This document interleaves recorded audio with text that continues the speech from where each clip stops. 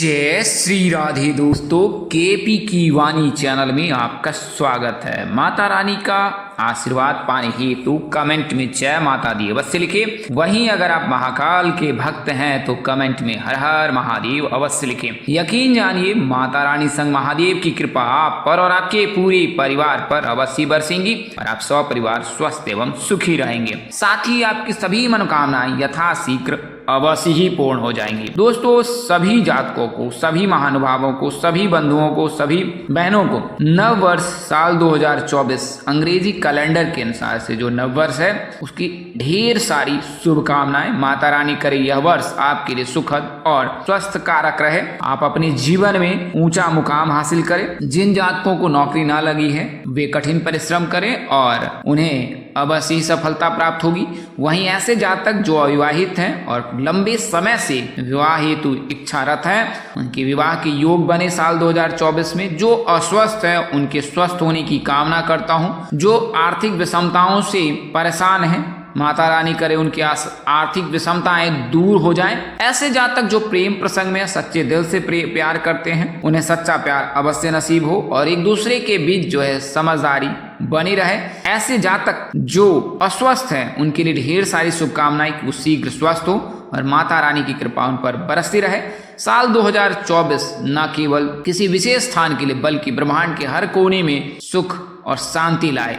यही शुभकामनाओं के साथ आज की वीडियो का आगाज करते हैं। और आज मैं आपको साल 2024 के गुरु राशि परिवर्तन से जिन जातकों के लिए मई 14 तक विवाह के योग बनेंगे उसकी जानकारी दूंगा और इसके अलावा यह भी जानकारी दूंगा कि आप नववर्ष के प्रथम दिन यानी कि 1 जनवरी को क्या उपाय कर सकते हैं जिससे कि विवाह के योग बन जाएंगे। तो इसके बारे में विस्तार से बताऊंगा। इसके अलावा एक विशेष नक्षत्र के बालक और बालिका यानी कि लड़के और लड़की के स्वभाव, उनका कैरियर कैसा रहेगा, उनका वैवाहिक जीवन कैसा रहेगा, उन्हें स्वास्थ्य संबंध में क्या सावधानी रखनी चाहिए, यह जानकारी दूंगा। आइए वीडियो का प्रारंभ करते हैं। आपको बता दें कि साल 2024 कई जातकों के लिए बेहद शुभ रहने वाला है क्योंकि गुरु राशि परिवर्तन करेंगे। इससे पूर्व गुरु अपनी मार्ग भी बदल चुके हैं और गुरु मार्गी हो गए हैं। तो इस सारी चीजों पर हम पूरी जानकारी देंगे। उससे पहले मैं आपको बता दूं कि अगर आप केपी की वाणी से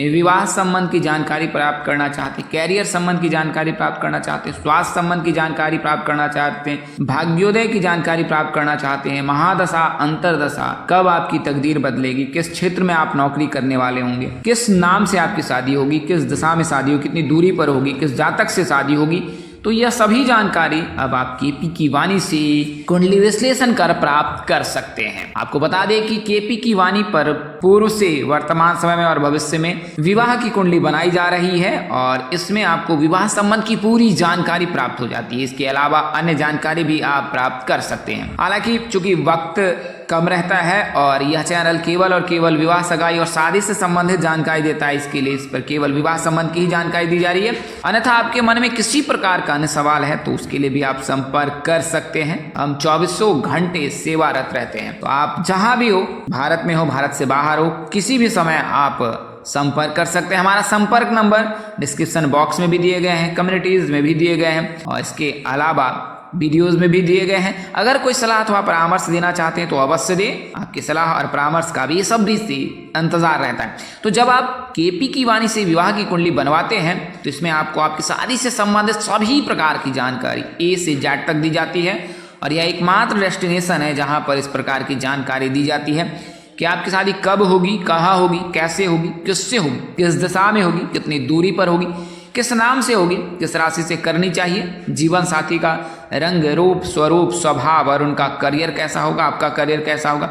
अगर आप लव मैरिज करना चाहते हैं तो माता पिता की सहमति मिलेगी कि नहीं मिलेगी, ससुराल में घर द्वार कैसा रहेगा, सास ससुर का स्वभाव कैसा होगा, पति कितना पढ़ा लिखा होगा, पत्नी कितनी पढ़ी लिखी होगी। इसके अलावा संतान योग, राजयोग, भाग्य योग, महादशा अंतरदशा, नक्षत्र, करण और इसके बाद योग, ये सभी प्रकार की जानकारी आपको कुंडली विश्लेषण कर दी जाएगी। तो आप संपर्क करें। मामूली शुल्क पर यह सेवा जारी है। 8521835670 8521835670। तो जैसा कि आपने थंबनेल में देखा है कि इस वीडियो में आपको मैं गुरु के राशि परिवर्तन से जिन 5 राशि के जातकों के 14 मई 2025 तक विवाह के योग है उसकी जानकारी दूंगा और इसके बारे में विस्तार से बताऊंगा। पहले मैं आपको नक्षत्र की जानकारी देता हूं। तो इस सीरीज में मैं आपको श्रवण नक्षत्र में जन्म लेने वाले जातकों के बारे में बताऊंगा, पुरुषों के बारे में बताऊंगा और महिलाओं के बारे में बताऊंगा। तो सबसे पहले पुरुषों के बारे में जान लेते हैं। अगर आपका श्रवण नक्षत्र में जन्म हुआ है तो आपका चंद्रमा प्रबल रहता है, प्रभावी रहता है। इसके चलते आप मृदभाषी होते हैं, यानी मधुर बोलने वाले होते हैं। अपने जीवन में आदर्श स्थापित कर ही जीवन जीते हैं। अन्य लोगों से आप बिल्कुल भिन्न हैं, क्योंकि आपके मृदभाषी होने के चलते यानी मधुरभाषी होने के चलते आपकी जो जानने वाले की संख्या वो अधिक रहती है। और आप ये कुंडली में जो है चंद्रमा मजबूत रहता है या आप पर चंद्रमा का प्रभाव रहता है तो आप मानसिक तनाव से मुक्त रहते हैं और इसके चलते अच्छे निर्णय लेने में आप सक्षम रहते हैं। अन्य लोगों के विपरीत आप बहुत मददगार होते हैं अन्य लोगों के लिए। तो अगर आप श्रवण नक्षत्र में जन्म लेने वाले जातक हैं तो इस तरह के आपके स्वभाव हो सकते हैं। बात करें आपके कैरियर की, 30 वर्षों तक आपको जीवन परिवर्तनों से गुजरता है, उसके पश्चात स्थिरता आती है और 30 से लेकर 45 वर्ष के बीच जो है समय बहुत ही उत्तम रहेगा आपका, अगर आप श्रवण नक्षत्र में जन्म लेने वाले जातक हैं। इस दौरान आप सभी प्रकार के सुखों की प्राप्ति कर सकते हैं। अगर व्यवसाय करना चाहते हैं तो उसमें सफलता मिलेगी, अगर कैरियर में अपना किस्मत आजमाना चाहते हैं तो उसमें भी आपको उच्च स्थान प्राप्त होगा। बात करें अनुकूलता की, यानी कि वैवाहिक जीवन तो बहुत ही खुशहाल रहता है इनका। कभी कभी इनकी पत्नी इनसे नाराज रहती है, लेकिन समय के साथ उसमें भी मधुरता निकटता आती है। इस नक्षत्र में जन्म लेने वाले थोड़े से चापलूस भी होते हैं और चापलूस लोगों से दूर रहने की कोशिश करते हैं। एक समय के बाद जो है महिलाओं को आकर्षित करने में सफल होते हैं। स्वास्थ्य की बात करें तो आपको कान से संबंधित तकलीफ हो सकती है, त्वचा से संबंधित परेशानी हो सकती है और इसके अलावा पेट संबंधी परेशानी हो सकती है। अगर आप श्रवण नक्षत्र में जन्म लेने वाले जातक हैं तो आपको कान पर ज्यादा ध्यान देना चाहिए, कान की सेहत पर। इसके अलावा त्वचा से संबंधित परेशानी हो सकती है, वहीं पाचन संबंधी परेशानी हो सकती है अगर आप श्रवण नक्षत्र में जन्म लेने वाले जातक। वहीं बात करें महिलाओं की तो ये दूसरों के दर्द को नहीं देख पाती हैं। अगर आप श्रवण नक्षत्र की महिलाएं हैं, यानी श्रवण नक्षत्र में आपका जन्म हुआ है, तो इनका जो है व्यवहार कुछ अलग होता है। ये अन्य महिलाओं से भिन्न होती हैं और इनका जो है अट्रैक्शन लोगों पर अधिक रहता है, क्योंकि ये मददगार होती हैं। ये हमेशा अपनी पति से नाराज रहती हैं, इसका यह खामियाजा इनको भुगतना पड़ता है। तो आप इस जो स्वभाव है उसमें बदलाव अवश्य लाएं। अगर आप सुखी वैवाहिक जीवन व्यतीत करना चाहते हैं तो पत्नी से नाराज होने की जरूरत नहीं है। वहीं बात करें कैरियर की तो 26 साल की उम्र के बाद जो है श्रवण नक्षत्र में जन्म लेने वाली महिलाओं का कैरियर बहुत अच्छा रहता है। 26 साल तक आपको परेशानी का सामना करना पड़ता है, उसके पश्चात आपको इस प्रकार की परेशानी जीवन में नहीं आती है। वहीं बात करें कि आपको अनुकूलता की, तो जैसा मैंने आपको बताया है कि थोड़ी सी महिलाएं जो होती है वो जद्दी किस्म की होती है श्रवण नक्षत्र में, तो आपके वैवाहिक जीवन में इसके लिए कष्ट होता है, तो आप इसका अवश्य ख्याल रखें। और अगर आप इसका परित्याग करते हैं और मेल जोल कर अपने जीवन साथी के साथ आगे बढ़ते हैं जीवन में, तो आपको किसी प्रकार की परेशानी नहीं आएगी। स्किन से संबंधित परेशानी आपको हो सकती है, इसके अलावा तपेदी का भी खतरा आप पर बना रहता है। तो ये है श्रवण नक्षत्र के जातकों के लिए। अगले कड़ी में आपको दूसरे जातक के बारे में बताऊंगा, अभिजीत नक्षत्र के बारे में बताऊंगा। आइए मैं आपको साल 2024 के पहले दिन आपने क्या करना है उसकी जानकारी देता हूं। तो शुक्र जो है लड़कों के विवाह के कारक होते हैं, सुखों के विवाह के कारक होते हैं, स्त्री सुख के कारक होते हैं, सुख के कारक होते हैं। तो शुक्र को आप मजबूत कर सकते हैं। शुक्र को मजबूत करते हैं तो शीघ्र विवाह के योग बनते हैं लड़कों के। वहीं लड़कियों के लिए गुरु का मजबूत होना जरूरी है, लेकिन शास्त्रों में ऐसा विधान है कि अगर आप शिव जी की पूजा उपासना करते हैं तो मनोवांछित फल जो है शीघ्र प्राप्त होता है। शास्त्रों में ऐसा कहा गया है कि जब आप भगवान शिव की पूजा करते हैं, जगत जननी आदि शक्ति माँ पार्वती की पूजा उपासना करते हैं, तो यकीन जानिए आपके जो भी मनोरथ हैं वह शीघ्र सिद्ध हो जाते हैं, यानी कि आपको तुरंत ही मनोवांछित फल मिल जाता है। तो आपने नववर्ष के प्रथम दिन जो है आप शिव जी की पूजा उपासना अवश्य करें। बहुत ही शुभ संयोग बना है कि इस दिन सोमवार दिन है, तो अगर आप सोमवार के दिन शिव जी की पूजा उपासना करते हैं, उनकी आराधना करते हैं, उनकी भक्ति करते हैं, तो यकीन जानिए उनकी कृपा आप पर अवश्य बरसेंगी। और सोमवार के दिन जो है अगर आप शिव जी की पूजा करते हैं तो शुक्र स्वतः ही मजबूत हो जाता है कुंडली में, और जब कुंडली में शुक्र मजबूत होता है तो शीघ्र विवाह के योग बनते हैं। तो आप इस दिन स्नान ध्यान करने के पश्चात तो शिव जी की पूजा करें। इसके लिए जो है प्रातः काल उठें, सूर्योदय से पूर्व उठें, उसके पश्चात दैनिक कर्म करें और दैनिक कर्म करने के पश्चात थोड़े से योग अवश्य करें। योग में आप ध्यान का योग अवश्य करें, गायत्री मंत्र का उच्चारण करें, ओम भूर्भुवः स्वः तत्सवितुर्वरेण्यं भर्गो देवस्य धीमहि धियो यो नः प्रचोदयात्। इस मंत्र का जाप अवश्य करें, लेकिन इस मंत्र का जाप आपने उच्च स्वर में नहीं करना है, बल्कि मन ही मन करना है और इसके कम से कम 11 बार, 21 बार, 51 बार अवश्य करें। आप समय अनुसार से इस मंत्र का जाप कर सकते हैं। तत्पश्चात जो स्नान ध्यान करें और गंगा जल से आचमन कर स्वयं को शुद्ध कर लें। अगर आप आचमन करते हैं तो आपके जो भी पाप हैं वो समाप्त हो जाएंगे और फिर आप साल 2024 का जो है व्रत संकल्प लें, यानी कि आप जीवन जीने के जो है संकल्प ले लें।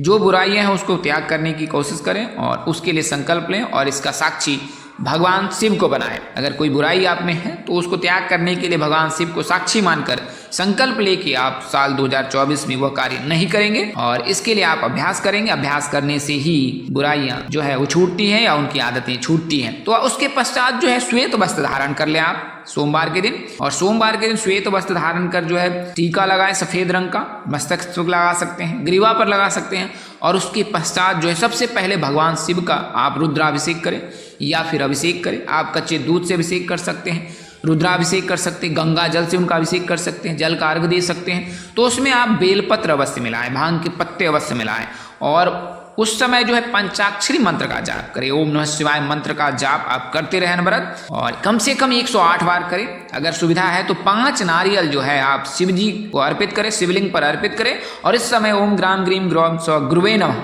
मंत्र का जाप करें, ओम सोमेश्वराय नमः मंत्र का जाप करें, ओम भीम शंकराय नमः मंत्र का जाप करें। जो भी आपको उचित लगे उस मंत्र का जाप करें। इसके पश्चात जो है शिव चालीसा का पाठ करें और शिव तांडव का स्तोत्र का पाठ करें। कहते हैं कि जब शिव तांडव अगर आप पढ़ते हैं, अगर शुद्ध नहीं पढ़ पाते हैं तो आप मोबाइल के जरिए बजाकर भी कोशिश करें ध्यान कर उनको सुनने का और इससे भी आपको अवश्य मनोरथ सफल होंगे। और उस समय फिर आप याचना करें, आपको जो भी मनोकामना है उसकी आप याचना करें और 5 नारियल जो है शिवलिंग को उसार कर वहीं रख दें और 3 बार परिक्रमा करें शिवलिंग की। और उसके पश्चात जो है जगत जननी आदि शक्ति माँ जो पार्वती है उनको कुमकुम अर्पित करें। लड़कियां कुमकुम अर्पित करें और लड़के जो है उनका जल का अर्घ दें और उन्हें प्रणाम करें। साथ ही आप शीघ्र विवाह की कामना करें। इसके पश्चात जो है आप आरती अर्चना करें और अगर समय पर्याप्त मिलता है तो आप शिव जी के मंत्रों का जाप करें और इससे जो है शीघ्र विवाह के अवश्य ही योग बनेंगे अगर आप इन उपायों को करते हैं। तो आपको बता दें जो 5 भाग्यशाली राशियां हैं, तो गुरु का जो राशि परिवर्तन होगा वो 1 मई 2024 को होगा। गुरु मेष राशि से निकलकर वृषभ राशि में गोचर करेंगे और 1 साल तक जो है वो वृषभ राशि में ही रहेंगे और 14 मई 2025 को जो है ये राशि परिवर्तन कर पहुंच जाएंगे मिथुन राशि में। तो साल 2024 में जो है 1 मई को जब गुरु राशि परिवर्तन करेंगे तो सबसे पहले वृषभ राशि में प्रवेश करेंगे और फिर 12 जून को ये रोहिणी नक्षत्र में प्रवेश करेंगे। 9 अक्टूबर को ये वक्री चाल चलने लगेंगे और फिर फरवरी महीने में ये मार्गी होंगे। 4 फरवरी को ये मार्गी होंगे और इसके बाद जो है 14 मई को ये मार्गी चाल चलकर जो है मिथुन राशि में प्रवेश कर जाएंगे। इससे जो है 5 भाग्यशाली राशि के जातकों के विवाह के योग बनेंगे। तो उनमें से जो विवाह के योग हैं वो प्रथम राशि तो वृषभ राशि ही बनेंगे, क्योंकि वृषभ राशि के जातकों के मेष राशि में गुरु के रहने से द्वादश भाव में गुरु विराजमान था। इसके चलते द्वादश भाव में जब गुरु विराजमान रहते हैं तो विवाह के योग नहीं बनते हैं। तो वृषभ राशि के जातक के योग बनेंगे ही। इसके अलावा कर्क राशि के जातक के योग बनेंगे। मिथुन राशि के जातकों को उस वर्ष लाभ प्राप्त नहीं होगा 12 मई के बाद। 1 मई के बाद जो है मिथुन राशि के जातकों को लाभ प्राप्त नहीं होगा, क्योंकि द्वादश भाव में गुरु विराजमान हो जाएंगे। कर्क राशि के जातकों के लिए भी शुभ योग बनेगा। इसके अलावा वृश्चिक राशि के जातकों के लिए भी शुभ योग बनेगा। कन्या राशि के जातकों के भी शुभ योग बनेगा, क्योंकि उस भाव में भाग्य भाव में जो है विराजमान हो जाएंगे गुरु। तो इसके चलते कन्या राशि के जातकों को भी शुभ फल प्राप्त हो सकता है। तो कुल मिलाकर कहे वृषभ राशि के जातक, कर्क राशि के जातक, कन्या राशि के जातक, वृश्चिक राशि के जातक के विवाह के योग बनेंगे। इसके अलावा मकर राशि के जातकों को भी लाभ प्राप्त हो सकता है साल 1 मई के बाद 14 मई 2025 तक। तो ये 5 राशियां हैं, वृषभ राशि, कर्क राशि, कन्या राशि, वृश्चिक राशि और मकर राशि। तो इनके बात करें दिशा दूरी की, तो दक्षिण दिशा में वृषभ राशि के जातक के, कर्क राशि के जातक के उत्तर में, कन्या राशि के जातक के भी उत्तर दिशा में, वृश्चिक राशि के जातक के दक्षिण और पूर्व दिशा में, मकर राशि के जातक के पश्चिम और दक्षिण दिशा में विवाह के योग बन रहे हैं। विशेष जानकारी के लिए आप बने रहें और इन 5 राशि के जातकों के बारे में विशेष जानकारी भी आप प्राप्त कर सकते कमेंट कर। आज के लिए इतना ही, अगले वीडियो में फिर मिलेंगे, तब तक के लिए इजाजत दें। आप जहां रहे मस्त रहें, स्वस्थ रहें, व्यस्त रहें, माता रानी की असीम कृपा बरसती रहे, परमपिता परमेश्वर आपको सद्बुद्धि, सत्मार्ग और आगे बढ़ने की शक्ति दे। नमस्कार, जय श्री राम दोस्तों, जय श्री कृष्ण, जय माता दी, जय वाहिगुरु।